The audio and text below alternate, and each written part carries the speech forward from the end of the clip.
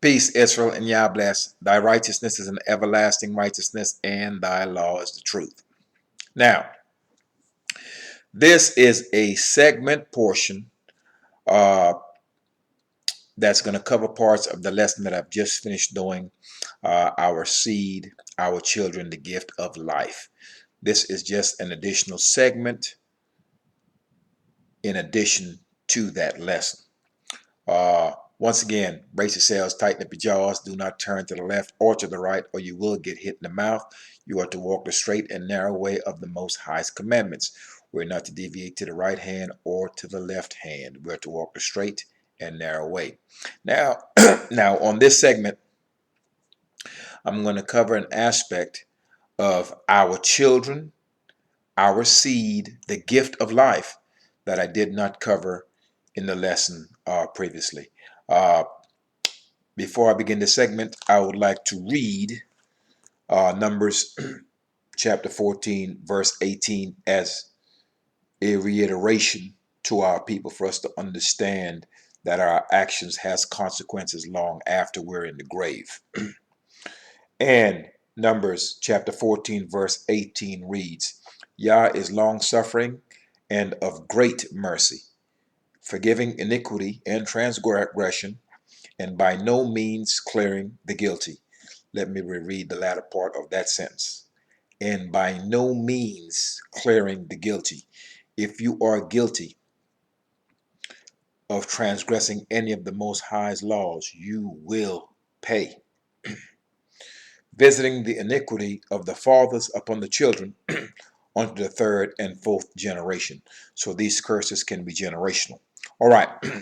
So a few things I want to address here in this segment pertaining to the gift of life, having children, having that rebirth, having an opportunity by which you can re-raise your own self and correct those errors. By having a child, you get a chance to pretty much re-raise yourself, as I've said in the previous lesson, to where you can fix the errors. That way you can leave a better you, a much more righteous you in the generations to come. Now, life, children, the birth of your children is the most precious gift that the Most High can bestow upon anyone. What many of the children of Israel have done, both our males and our females, they have taken that which is most precious and they have killed it. Let me say that again. Both men and women of Israel, and there are many of the nations that have done it also, but we're addressing the children of Israel. For we are the ones that have walked contrary to the Most High's law, statutes, judgments, and precepts.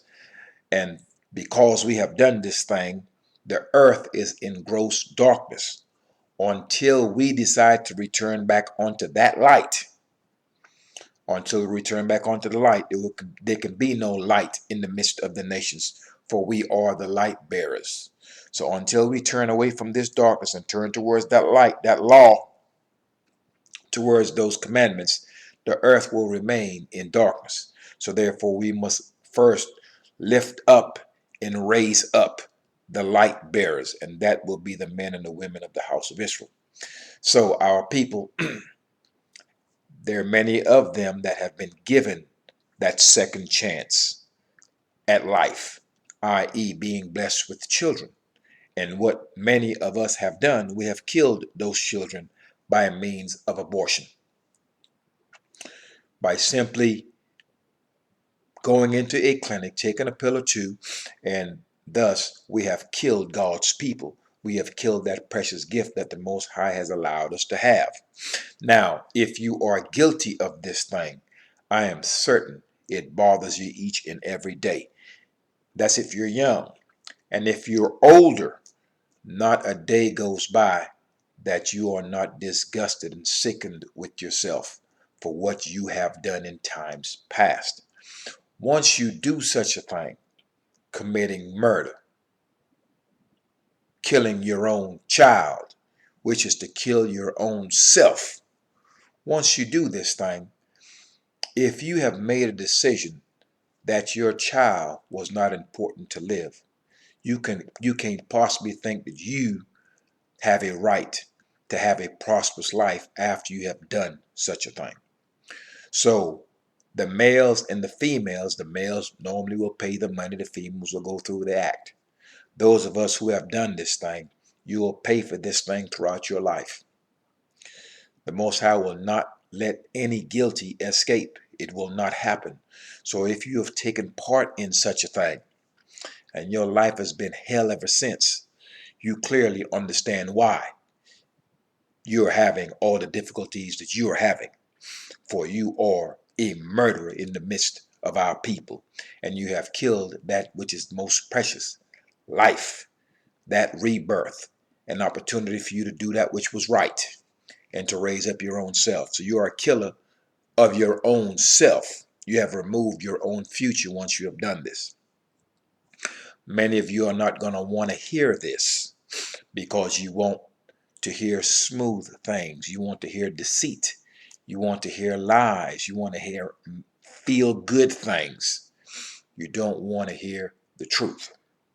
And the truth of the matter is, if you have done this, you are a murderer.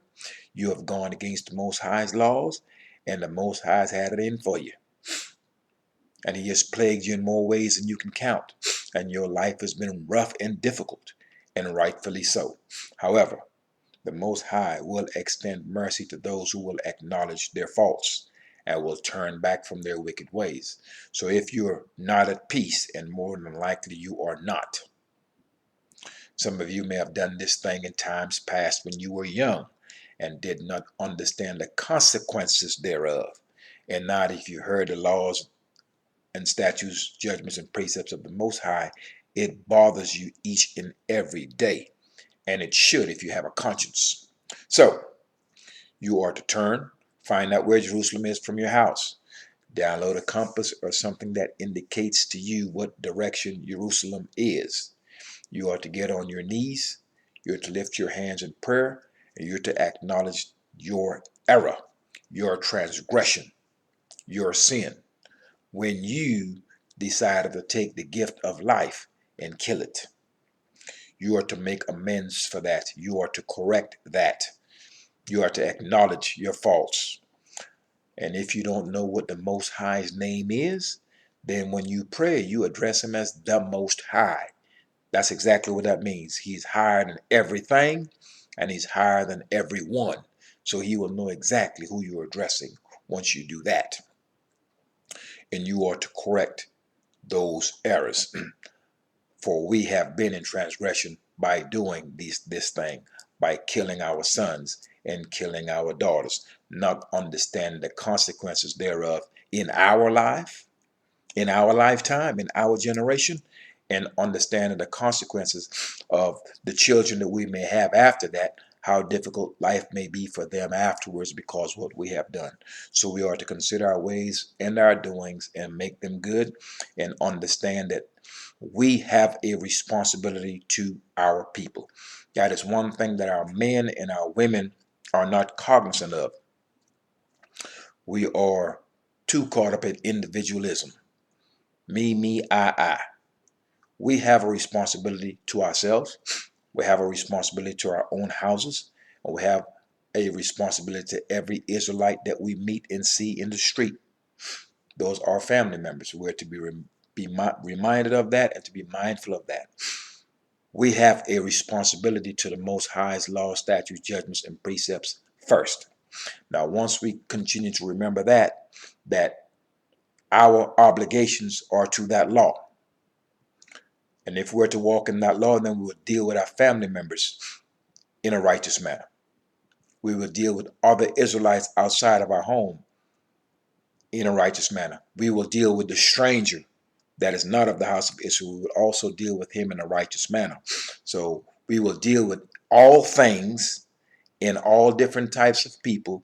We will deal with them in a righteous manner. And if they're to deal unrighteously with us, then we will simply be at war with them. So we are to remember that we have a responsibility to our own people. So if you see an Israelite that needs help, you are to help him. To help him literally is to help your own self. So if you have done this thing by killing your own child, killing your own seed, you have killed your own self. And so therefore your life is going to be extremely difficult. So you are to make amends for that, that things may be better for you and that you may be able to ease your affliction, but you still going to have to pay for what you have done. Now, as it pertains to our women who have made mistakes, as well as our men in times past, many of our women today may have children. Some of them do not have children, and they are up in age or older women who have not been married. Some may have been married and the marriage may not have been successful, but many of our women have children, in some cases by different men, and many men have not, none of the men that they have had the children with have ever decided to make that woman his wife, have not married them. Many of our women are older, have one, two, maybe three children, and they have not been married. Now, what I would like our women to understand, every society, I don't care what nation it is, what language they speak, every society, the men of that society has a way of punishing the whores of that society or that country. Let me say it again. Every society, every nation, every country, every city and town, the men of that nation, they have a unspoken way of punishing whores of that nation, of that city, or of that society. And the way that men, regardless of their nation, race, etc., punish women who are whores, they don't marry them. Let me say that again, and that may be hard for some of you to swallow. Many of our women are unmarried, have been whores in times past, have two or three children, two or three different fathers, have been unstable, have been sexually undisciplined, have not understood their purpose, have walked against the Most High's law, statutes, judgments, and precepts, and have been whores in times past. And any whore in any society, the men of that society will punish them. And the unspoken way by which we do this, we won't marry you. So you are to investigate yourself, look at your ways and your doings, and if you're single and 50 years old and talking about my boyfriend this and my man that, and no man has married you, you may need to reconsider your ways and your doings and see exactly if your ways and your doings from times past to now is in accordance with the Most High's laws, statutes, judgments, and precepts. For if you are a whore, participates in whoredom, have whorish ways, no man is going to call you his wife, for you are to be a direct representation of him and his house, and you are someone who's going to help raise his seed. Certainly a righteous man will not take a whore to be his wife.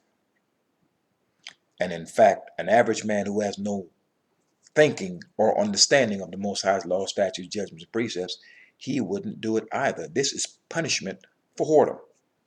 So we're to ensure that we go through the Most High's law, statutes, judgments, and precepts. We're to read those laws. We're to go through the scrolls. That will be understand exactly what our responsibilities are as holy people. We are to be holy, and you cannot be holy and be a participant in whoredom, or lest the whole nation and the whole land goes to whoredom. And pretty much based on what I'm seeing is where we're headed here in the U.S. I know the other day there's been, I heard that they were flying rainbow flags at the White House, or made the White House rainbow, and did this to all the U.S. embassies worldwide, etc., etc. This is headquarters for wickedness. And what's going to happen is that great separation, that great divide. There will be those who will not at all join hands with the wicked. The righteous will stand up in their lot and totally separate themselves from the wicked. And the wicked is going to continue to do that, be wicked. So this is where we all must make a choice. We have to withdraw our hands from anything that is wicked, that is unclean, that the Most High will not accept. And that means coming before our own people and taking their sin, their iniquity, and putting it before their face, that they may see it. And many of them may not like it. For example, this message going out to the murderers in the midst of us who have killed their own children. They're not going to want to hear this. Their pastor won't tell them this for a few reasons. He doesn't want to upset them. They may not pay him a certain amount of money. They may withdraw their funds from him when he speaks the truth in this manner and causes them to see their own wickedness before their face. He may be afraid of a financial punishment. If not that, he may be trying to sexually entice these women, or he may be in a sexual relationship with them, so he's going to make sure that he doesn't upset them. I am not compromised in such a manner, so I will bring you this truth and put it before your face and let you deal with it. And the righteous will turn to the Most High, and they will ask forgiveness and plead for his mercy and correct the error of their ways, and the wicked will just ignore it. It will be noise in their ears, and they certainly will pay for it, because we have read earlier that at no time will the wicked go unpunished. And if you are of a contrite spirit, should you repent and change your ways, you will be punished. But certainly the Most High will extend his mercy towards you, towards your house, and certainly towards your seed, which means that generational curse may not continue generation after generation. So we are to consider all of these things with our actions. We are to take ourselves, put up against that law, see exactly how we're conducting ourselves now, how we have conducted ourselves in times past. Can this get me killed? Can this get me hurt? Can this hurt my children? What am I doing that's going to hurt my seed? Because if it's going to hurt my seed, that's to hurt me, because my children, they are nothing but my replicas. So we are to think of all of these things that we may continue to walk in the Most High's light. And like I've said earlier, we have a responsibility to our people. We must understand, if you're doing that which is right, there are others that are looking at you as well, and they are learning. You may not know it. A teacher has no idea where his influence stops. So you have to continue to let your light shine. If you continue to let that light shine, that's the Most High's law, statutes, judgments, and precepts. There will be those that may come to it that they may see. There are many that's tired of being in the dark, stumbling, walking around in circles, and being afflicted year after year, not understanding why these things are befalling them. However, when you shine the light, when you bring forth your light, you come forth with the Most High's law, statutes, judgments, and precepts. Those that are around you that are seeking that light, they're going to be thankful, for now they can actually see exactly what's been in their way that's caused them to fall in their face for the last 20, 30, 40 years. That light will show them exactly how dirty they really are. They will begin to see it, because now they're presented with truth. And so now they can see clearly, okay, I'm filthy. It is time to clean myself up. I've been falling at this very turn. Now there's light here for me to see exactly why I have stumbled at this particular juncture. That's what the light will do. And then there will be others who will come, be in that light. It will blind them. They will see that they're dirty, and they may understand that they are dirty, but they like being dirty, and they will go far from you. So those who are seeking the light will come to it, but there are those that may come to it and they would rather be in darkness, and they will go back into darkness. So we are to shine our light. We are to do the things that are right in our sight. We are to raise our children as if they are ourselves, because they are. that we may leave a more righteous us for the generations to come, that the Most High may not continue to plague us generation after generation, that we may stand in our lot as the holy people of the earth, and that we may lead, and that we may lead in righteousness. Thy righteousness is an everlasting righteousness, and thy law is the truth. Peace, Israel. Continue to raise your children in the ways of the laws, statutes, judgments, and precepts of the Most High.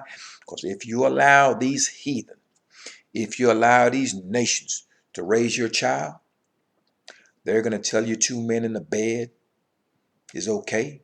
2 women in the bed is okay. A man and a dog in the bed is okay. They have no laws. They already teach that there is no law. In other words, we are in the midst of lawless people. And if your eyes are open and you're able to see, you can see the lawlessness displayed every day here in America and throughout the earth. And these are the Christian nations that's doing this. They don't know who the Most High is. They walk after idols and images. And they will not walk in the Most High's law. They are wicked. However, for them to understand the difference between wickedness and righteousness, and for them to learn and know who the Most High is, man of Israel, woman of Israel, it is your job to teach them. And this is how we will also raise up the righteous in the midst of the heathen. They cannot know that which is right if it is not taught to them. And man of Israel, woman of Israel, you are ordained to teach this word. That's your purpose, especially our men. We are the teachers and we are the leaders, and we are to bring forth the Most High's praise and his righteousness. The whole family, we're supposed to do it as a whole. But our men, that's your job. So do not complain about the wickedness that you see.